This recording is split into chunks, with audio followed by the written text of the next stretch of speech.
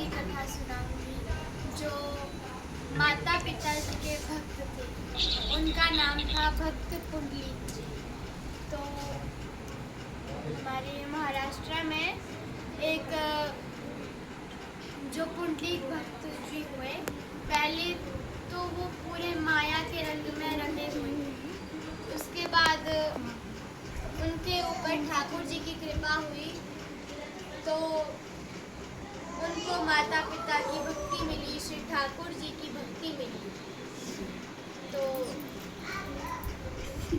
वो रोज अपने माता पिता जी की खूब सेवा करते, खूब उनकी सेवा करते हैं ना, और उनको खूब खिलाते और खूब धन कमाते भी, और सभी संतों की सेवा भी करते, माता पिता की सेवा भी करते, सभी को खुश रखने की कोशिश करते। तो ऐसे वो पुण्य आत्मा थी। तो एक बार उनके घर में ठाकुर जी आ गए। ठाकुर जी उनके माता पिता की भक्ति से बहुत प्रसन्न हुए और बोले कि आज मैं इन भक्त को दर्शन दे ही दूंगा। वो इतने भाव से अपने माता पिता की सेवा करते हैं। सभी हर कण कण में मैं विराजा हूँ, हर कण कण में, हर क्षण में मैं हूँ, हर वस्तु में मैं हूँ, हर जगह में, इस वायु में भी, इस पाताल में भी, इस धरती में भी, इस आकाश में, हर जगह मैं व्यापक हूँ।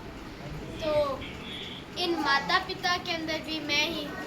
तो अगर इन माता पिता की ये सेवा कर रहे हैं तो इसका मतलब ये मेरी भी सेवा कर रहे हैं। तो भक्त पुंडलीक जी बड़े भाव से अपने माता पिता के चरण दबा रहे थे, चरण सेवा कर रहे थे। तो ठाकुर जी उनके घर के दरवाजे पर पहुंचे और बोले, पुंडलीक भक्त तो अपने माता पिता की सेवा में उनके चरण दबा रहे थे, तो उसमें व्यस्त थे। तो ठाकुर जी आके द्वार में खड़े थे और रुक्मणी मैया भी आई थी। तो ठाकुर जी देखे कि अभी तो भक्त जरा अपने माता पिता की सेवा कर रहे हैं, तो मैं 1 मिनट रुक जाऊं, क्षण भर रुक जाऊं। तो ठाकुर जी क्षण भर रुके तो उन्होंने उनसे रहा नहीं गया कि मैं अपने भक्त को दर्शन देने आया हूँ, तो मैं क्यों रुकूं, मुझे अपने भक्त को दर्शन दे ही देना चाहिए। तो जैसे ही ठाकुर जी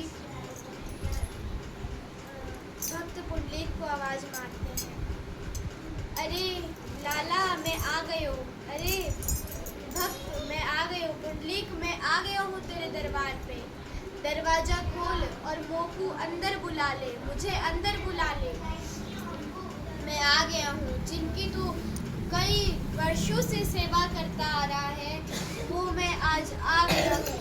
आओ और दरवाजा खोलो, द्वार खोलो, अपने सभी को बुलाओ, आनंद करो, है ना। ऐसा ठाकुर जी बोले, पर भक्त पुंडलीक जी ने सुना लेकिन कुछ नहीं बोला। फिर ठाकुर जी ने फिर आवाज मारी कि अरे भक्त पुंडलीक, तुम सुन क्यों नहीं रहे, तुम्हारे दरबार पे आज स्वयं परमात्मा आए हैं, श्री कृष्ण आए हैं और तुम अपना द्वार भी नहीं खोल रहे। ऐसा कौन सी विचित्र बात हो गई, क्या तुम मुझसे रूठ गए हो या कुछ। तो भक्त पुंडलीक बोले कि नहीं प्रभु, आप रुकिए। उनके घर में बैठने के लिए तो ज़्यादा कुछ था नहीं, दो जो होते हैं ऐसे मंजे वो थे, तो उन पे माता पिता जी उन्होंने सुलाए थे, अपने आप उनकी पाद सेवा मतलब कर रहे थे, चरण दबा रहे थे। तो और ठाकुर जी को उन्होंने उनके चरण के पास, भक्त पुंडलीक जी के चरण के पास 2 ईंटें पड़ी और उन्होंने ईंट ली और ईंट ऐसे भार को खिसका दी। बोले, प्रभु आप इस पे बैठिए, हमारे घर में इतना कुछ नहीं है जो आपको हम बड़े बड़े सिंहासनों पे बिठाएं, आप इस पे खड़े हो जाइए, इस पे बैठ जाइए प्रभु, आप मेरा इतनी भेंट स्वीकार कीजिए। तो ठाकुर जी चुपचाप उस ईंट के ऊपर खड़े हो गए और अभी भक्त पुंडलीक जी ने ठाकुर जी के दर्शन नहीं किए। अभी वो सेवा में ही लगे थे। अभी माता पिता जी को नींद भी नहीं आई थी अच्छे से, तो उनको सुला रहे थे, उनकी चरण सेवा कर रहे थे। तो श्री लक्ष्मी जी भी वहाँ पे खड़ी थी। तो लक्ष्मी जी ठाकुर जी से बोली कि आपके कौन कौन से कैसे विचित्र भक्त हैं जो आप, और जो भक्त होते हैं जब आप आते हो तो बड़े बड़े सिंहासन लगा के रखते हैं, सोने के सिंहासन, कई रत्नों से जड़े सिंहासन लगा के रखते हैं आपके लिए, कई सारे पकवान बना के रखते हैं। लेकिन आप इस भक्त के घर में आए हैं जिसके घर में एक बैठने के लिए आसन भी नहीं है।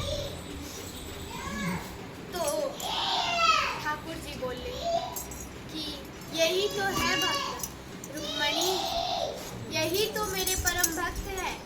भक्त सिर्फ दिखावे से नहीं होते, भक्त सिर्फ अगर जिनके पास ज़्यादा धन हो, जो ज़्यादा धनवान हो, वो भक्त नहीं होते। जिनके मन में भाव और भक्ति होती है वही भक्त होते हैं। जिनके लिए ठाकुर जी के लिए और संतों के लिए अपने हृदय में खूब सारा, ढेरों सारा प्यार हो, वही भक्त होते हैं। ऐसे ही भक्त हैं और हम सभी भी ठाकुर जी से यही प्रार्थना करते हैं जो आने वाले समय में जो भी हमारे भारत देश की संतानें होंगी वो सभी भक्त हों। क्या हो? जय गौ माता, जय गोपाल, जय गौ माता, जय गोपाल। और गौ माता की भी भक्त हो, गौ माता की भी सारी संतानें भक्त हो और हमारे देश में गौ माता का जो वंश है वो खूब बढ़े, गौ माता की सेवा हो और गौ माता को राष्ट्र माता का दर्जा मिले। क्या मिले? हाँ। क्या आप सभी चाहते हैं कि राष्ट्र माता बने गौ माता? चाहते हैं? पहले आप ये बताओ कि गौ माता किसे कहते हैं, कैसे समझेंगे गौ माता कौन है? गौ माता तो ठाकुर जी की नहीं, देखने से कैसे समझेंगे कि गौ माता है? ठाकुर जी की प्रिय है गौ माता। और गौ माता जो वेद लक्षणा गौ माता होती है, जो बिल्कुल देसी गौ माता होती है, वो जो गौ माता तो बहुत प्रकार की होती है, गाय तो लेकिन जो देसी होती है उनके जो पीठ होती है ऊपर वहाँ पे ककुद, ऐसे शिवलिंग बना होता है, उसे ककुद कहते हैं। ऐसे ऊपर को बहुत बड़ा वो उठा होता है जिसे ककुद कहते हैं, शिवलिंग जैसा। तो वही ही गौ माता होती है जो देसी होती है। और जिसके जो वो कंबल होता है ना, उसका जो गला होता है बहुत लंबा होता है और पूंछ लंबी होती है, धरती तक लगने वाली पूंछ, वो वेद लक्षणा गौ माता होती है और देसी गौ माता होती है। बोलिए गौ माता की जय। आप सभी को पता लग गया गौ माता के बारे में? तो ऐसे हमारे पुंडलीक भक्त जी, उनको ठाकुर जी ने दर्शन दिए। तो फिर वहीं पे ठाकुर जी का ऐसे ईंट पे, वहाँ पे अगर आप अभी भी जाएंगे तो अभी भी वो मंदिर बना हुआ है और अभी भी ठाकुर जी ने अभी उनको दर्शन दे दिए हैं वैसे तो, लेकिन अभी भी ठाकुर जी वैसे ही खड़े हैं। उन्हीं की प्रतीक्षा में लक्ष्मी मैया और ठाकुर जी उन्हीं की प्रतीक्षा में ऐसे करके और एकदम ईंट के ऊपर खड़े हुए हैं। तो उनका मंदिर बना है महाराष्ट्र के पंढरपुर गांव में। पंढरपुर गांव, वहाँ पे इतने भक्त हुए हैं और बहुत रसिक भक्त हुए हैं। पंढरपुर हम 2 बार जाके आए, मैं अकेला 2 बार जाके आया। और पंढरपुर ऐसी दिव्य भूमि है महाराष्ट्र की। ऐसे तो महाराष्ट्र पूरी ही दिव्य भूमि है, हमारी हिमाचल, पूरा भारत ही दिव्य है, पूरी धरती माता ही धन्य है, दिव्य है। पर धरती में भी भारत धन्य है और भारत में भी कुछ ऐसे राज्य हैं, ऐसे तो सारे राज्य दिव्य हैं, पर महाराष्ट्र में महाराज ऐसे ऐसे भक्त हुए ना माता जी, माताओं बहनों, ऐसे ऐसे भक्त हुए महाराष्ट्र में जिसमें कि ज्ञानदेव जी हुए, तुकाराम जी हुए, ज्ञानदेव जी हुए, सुपानदेव जी हुए।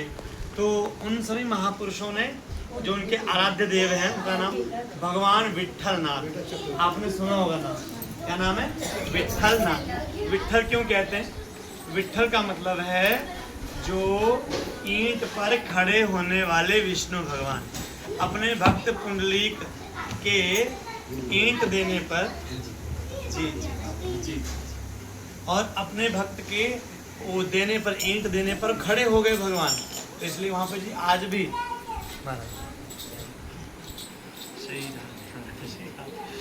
तो अब जो है सत्संग को यहीं पूर्ण करते हैं और आइए आरती गा लेते हैं। ठाकुर जी की आरती, अंदर से आरती ले आएंगे महाराज जी और आरती ठाकुर जी कर लेंगे।